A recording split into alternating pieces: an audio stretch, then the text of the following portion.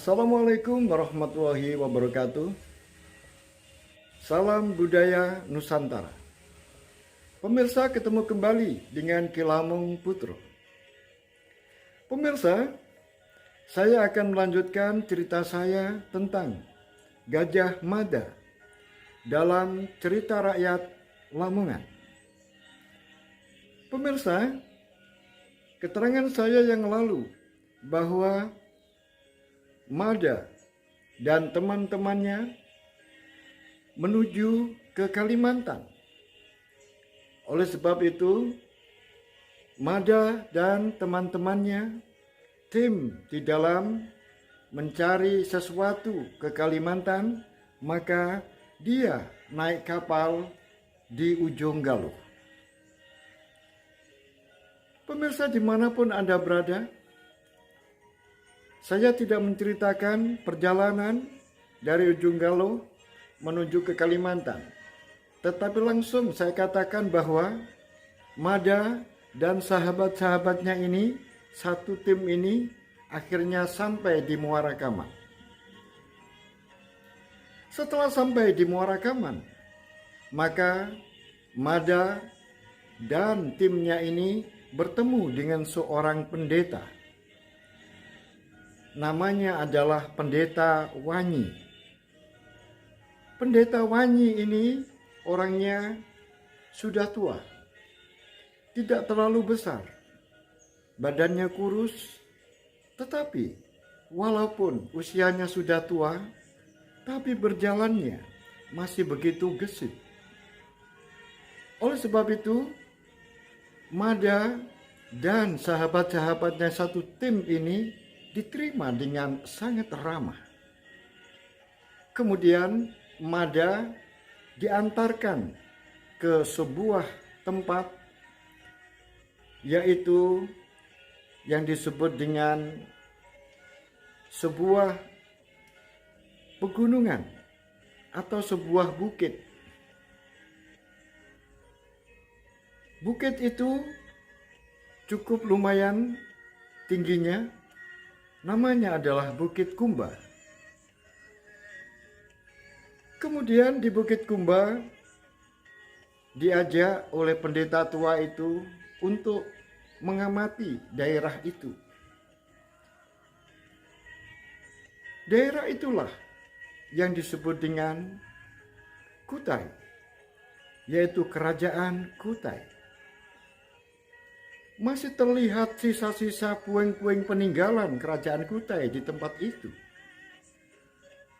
Yupa masih berdiri. Dan arca-arca serta peninggalan yang lain juga masih banyak berserakan. Seakan-akan sebuah kota yang hancur. Oleh sebab itu, pendeta kemudian beristirahat dan kita duduk melingkar sambil bercakap-cakap. Kemudian Mada bertanya, "Wahai pendeta, aku mau bertanya. Kita tadi berada di sebuah muara, yaitu Muara Kaman. Apakah pendeta bisa menceritakan kepada kita tentang Muara Kaman?" "Oh, Ger putraku,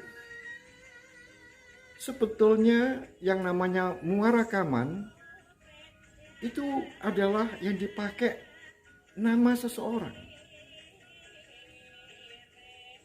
Kaman itu adalah hanya kependekan saja. Kaman itu berasal dari sebuah nama, yaitu Kamantaki. Siapa Kamantaki itu? Kamantaki adalah seorang ahli pikir pada zaman Kutai. Kemudian Kamantaki ini diperintahkan oleh raja untuk menyusun sebuah kitab, di mana kitab itu dipakai pedoman untuk para raja dan para pemegang pemerintahan. Oleh sebab itu, buku ini dikenal dengan buku pemerintahan, yaitu buku Niti Sastro. Di dalam buku Niti Sastro inilah para pejabat, para raja berpedoman pada buku ini untuk menjalankan roda pemerintahannya dan roda kepolitikannya. Itulah yang disebut dengan Kaman Taki, yaitu seorang ahli yang telah menyusun sebuah kitab yang mana kitab itu sangat berguna bagi para raja dan para pejabat yang memegang pemerintahan. Oh, begitu ya pendeta. Iya, itulah disebut dengan Muara Kaman, yaitu berasal dari Kaman Taki. Kemudian ada lagi. Di sana nanti ada sebuah sungai yang begitu besar. Namanya adalah Sungai Mahakam. Sungai Mahakam itu juga pendek dari nama seseorang. Nama seseorang yang memiliki keagungan. Siapa dia? Yaitu Mahakama. Mahakama Agastya Sang Siwa Jiwantara. Jadi Mahakam itu berasal dari Mahakama, yaitu ketinggian seseorang yang berasal dari kama yang luhur,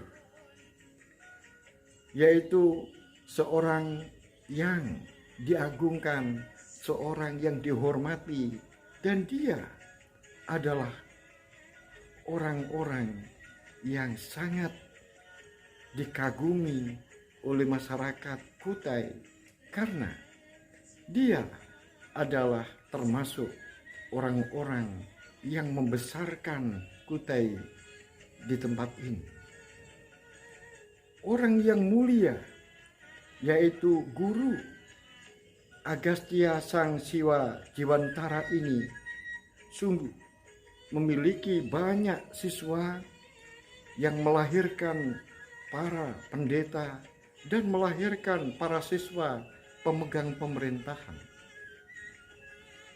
Oh, begitu ya pendeta. Benar.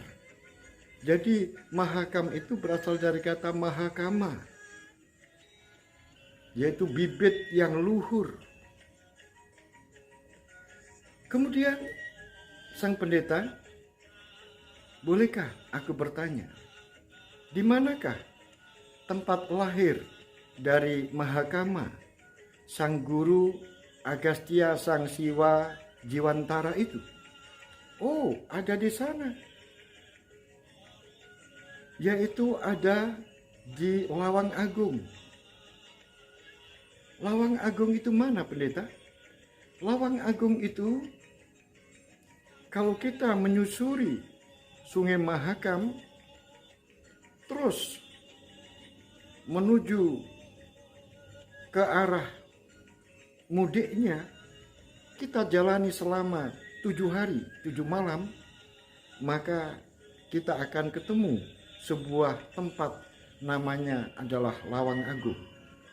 Disitulah sang guru Agastya Sang Siwa Jiwantara dilahirkan. Oh, begitu ya. Bolehkah kita ke sana, pendeta? Ayo kita ke sana. Kita mencari tempatnya. Ya, para keturunannya tentunya masih ada. Oh iya, di sana masih ada keturunannya. Kalau begitu, ayo kita pergi ke sana. Pemirsa dimanapun Anda berada. Akhirnya Mada diantarkan oleh pendeta tua, yaitu pendeta Wanyi, dan juga diantarkan oleh puhawang-puhawang, yaitu orang yang mendayung perahu yang sungguh sangat lihai, dan para sahabat juga ikut menyertai ke sana semuanya. Pemirsa dimanapun Anda berada, perjalanan begitu menakutkan karena menyusuri Sungai Mahakam yang begitu luas, yang begitu lebar. Sungguh sesuatu yang sangat menakutkan. Terkadang pesut-pesut yang ada di sana, yaitu datangnya begitu banyak sehingga menakutkan. Kemudian juga terkadang ular-ular besar kemudian menyeberangi sungai. Sungguh hal itu belum pernah ditemui di Kediri atau di Jawa. Oleh sebab itu, Mada dan sahabat-sahabatnya sungguh sangat mengagumi tempat ini. Begitu luas. Kemudian terlihat di tepi-tepi sungai binatang-binatang, burung-burung, dan pohon-pohon yang begitu besar. Orang sana menyebut, yaitu nama pendeta itu, Wanyi. Wanyi artinya adalah pohon besar. Pemirsa dimanapun Anda berada, kemudian Wanyi menunjuk sebuah tempat. Lihatlah itu. Kemudian terlihat bukit-bukit, di mana di situ seakan-akan bukit ini tertata. Ada batu-batu dan bukit ini berlapis-lapis perbatuannya. Oleh sebab itu, Mada sangat tertarik tempat itu. Oleh sebab itu, karena waktu juga sudah agak sore, dan apabila perjalanan dilanjutkan akan membahayakan, oleh sebab itu Mada memberanikan diri untuk mengatakan berhenti, dan disetujui oleh pendeta Wanyi. Kemudian Mada menepi, puhawang menepikan perahu-perahunya, kemudian Mada melompat, dan begitu gesitnya Mada terus sampai menuju ke atas bukit. Kemudian Mada melihat begitu indah pemandangannya. Tiba-tiba terdengar suara-suara seperti orang memukul-mukul tetabuhan. Kemudian dilihatnya teman-temannya masih berada di perahu, belum berani untuk naik. Kemudian pendeta Wanyi hanya ada di bagian bawah, sudah berada di bawah bukit, tetapi tidak mau naik ke atas, tetap hanya di bawah. Kemudian Mada memerintahkan kepada sahabat-sahabatnya, ayo naik ke sini semuanya. Akhirnya sahabatnya itu berlompatan untuk menuju ke atas bukit. Setelah itu, sahabat-sahabatnya ini juga melihat sebuah kabut yang begitu tebal. Kabut-kabut ini sungguh sangat menghalangi pandangan mata. Kemudian Mada memanggil pendeta yang masih berada di bawah. "Wahai pendeta, apakah Anda mampu untuk berjalan sampai ke atas? Kalau tidak mampu, maka aku tuntun sampai ke atas." Maka pendeta itu masih diam saja. Justru dia malah bersujud. Kemudian di depannya ada sebuah batu besar. Entah apa yang dilakukan oleh pendeta tua itu. Ternyata dia melakukan sebuah ritual.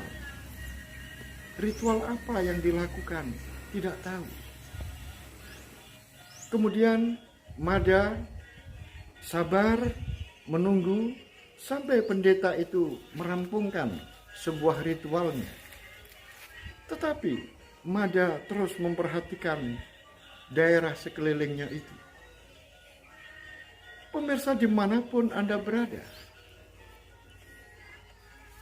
setelah pendeta sudah menyelesaikan ritualnya, kemudian Mada turun menjemput pendeta Wanyi yang sudah tua itu, kemudian dituntunnya dengan penuh kesabaran. Pemirsa dimanapun Anda berada, kemudian Mada memerintahkan untuk membuat api. Maka sahabat-sahabatnya kemudian membuat api karena hawanya juga begitu dingin dan juga untuk mengusir awan-awan tipis, kabut-kabut tipis yang berada di tempat itu, dan juga untuk mengusir binatang-binatang buas, karena biasanya binatang-binatang buas, ular dan sebagainya takut dengan api. Pemirsa dimanapun Anda berada, setelah sampai di atas, api pun sudah menyala. Kemudian mereka melingkar, yaitu untuk mencari kehangatan. Setelah itu diperintahkan kepada Mada untuk mencari makanan. Teman-temannya hanya diam, tidak menjawab. Ini menunjukkan bahwa teman-temannya merasa takut untuk melangkah dari tempat itu. Dan itu tidak bisa disalahkan. Karena apa? Memang Mada hanya mencoba untuk menguji apakah sahabat-sahabatnya ini berani untuk melakukan hal-hal yang sifatnya belum pernah dia lakukan. Apalagi di sebuah hutan yang begitu dahsyat luasnya. Oleh sebab itu, tiba-tiba tanpa disuruh, Puhawang yang masih ada di perahu itu kemudian naik ke atas sambil membawa satu renteng ikan yang begitu besar-besar ikannya. Betapa senangnya Mada dan teman-temannya karena Puhawang itu membawa satu renteng ikan, kemudian ikan itu dibakar. Pemirsa dimanapun Anda berada, tiba-tiba Mada melihat bayangan-bayangan, yaitu ada burung yang melayang-layang di atas, yang jumlahnya begitu banyak. Dan burung itu burung-burung raksasa. Kemudian tiba-tiba yang namanya pendeta tua itu kemudian bersujud lagi entah apa yang diucapkan. Mada tidak mengerti apa ini yang dimaksudkan. Dan Mada juga berpikir, apakah ini burung-burung yang di atas ini? Mengapa ada burung yang sebesar ini? Kemudian Mada juga tidak lupa, yaitu melakukan sebuah puja, yaitu melakukan mantram yang pernah diajarkan oleh ayah angkatnya, yaitu mantram tentang bumi, gunung, dan angin. Maka satu persatu mantram itu dibacanya. Tiba-tiba semua awan-awan itu seakan-akan sirna, sehingga hutan begitu jelas terlihat. Burung-burung yang ada di atas. Begitu mantram ini dibacakan, kemudian mereka bersuara-suara aneh. Dan satu persatu burung itu kemudian menyingkir, pergi entah kemana. Pemirsa dimanapun Anda berada, kemudian Mada juga melihat bayangan orang-orang yang membawa tumbak dan bayangan-bayangan orang yang berpakaian yang aneh-aneh. Tetapi mereka tidak mengganggu. Mereka hanya mendekat. Tetapi sahabat-sahabatnya ditanya, tidak melihat. Sahabat-sahabatnya tidak melihat apapun. Tetapi pendeta ini melakukan lagi sujud. Kemudian sambil mengucapkan mantram apa yang dibaca. Mada tidak mengerti. Begitu seorang pendeta tua ini sujud kemudian melakukan bacaan-bacaan mantram, maka Mada juga melakukan mantram, yaitu membaca mantram tentang bumi, membacakan mantram tentang gunung, dan membacakan mantram tentang angin. Tiba-tiba bayangan orang yang begitu banyak dengan pakaian yang aneh-aneh itu kemudian hilang. Pemirsa dimanapun Anda berada, kemudian Mada dan sahabat-sahabatnya serta dengan pendeta itu harus tidur semalam di atas bukit itu.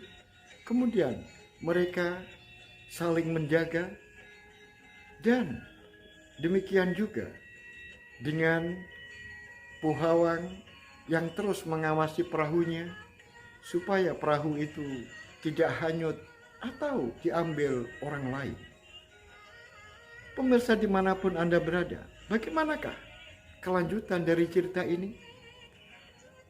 Setelah dari Puhawang, setelah dari Lawang Agung, kemudian akan dilanjutkan kemana? Maka pemirsa, ikutilah terus cerita saya awal hingga akhir. Apa yang diperoleh di bumi Baruna Loka, Bumi Jaya ini, atau di Kalimantan ini. Oleh sebab itu, ikuti terus dan semoga kita semuanya dalam keadaan sehat walafiat. Akhirul kalam, billahi taufiq wal hidayah, waridul inayah. Assalamualaikum warahmatullahi wabarakatuh. Salam budaya Nusantara. Sampai ketemu pada episode selanjutnya.